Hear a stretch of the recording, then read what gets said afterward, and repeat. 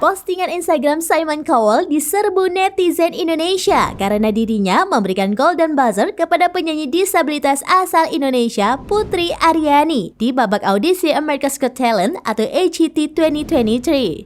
Netizen mengucapkan terima kasih kepada Simon sebab ia mengapresiasi penampilan Putri Aryani di ajang tersebut. Putri Aryani adalah seorang asal penyanyi Indonesia dengan keterbatasan penglihatan, ia tunanetra. Penampilannya di AGT 2023 memukau para juri, yakni Simon Cowell, Heidi Klum, Howie Mandel, dan Sofia Vergara.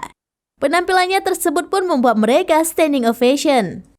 Bahkan secara mengejutkan, Simon Cowell yang dikenal kritis terhadap penampilan peserta memberinya golden buzzer. Itu menandakan penampilan Putri Aryani benar-benar istimewa. Sekedar info, golden buzzer merupakan tiket spesial yang mengantarkan peserta yang mendapatkannya bisa tampil langsung di panggung live.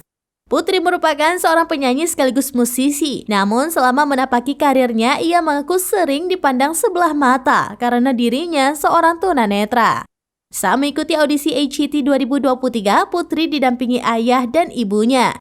Ia membuka penampilannya dengan memainkan piano dan membawakan lagu ciptaannya sendiri. Ketika Putri selesai menyanyi, Simon Cowell naik ke panggung dan menghampiri remaja tersebut. Simon memuji penampilan Putri dan memintanya untuk membawakan satu lagu lainnya. Putri kemudian membawakan lagu Sorry Seems to Be the Hardest Word dari Elton John. Putri mengatakan dia mendedikasikan lagu itu untuk Simon. Suara Putri membuat penonton satu studio bertepuk tangan. Bahkan beberapa penonton berdiri dari tempat duduknya dan memberikan tepuk tangan untuk Putri.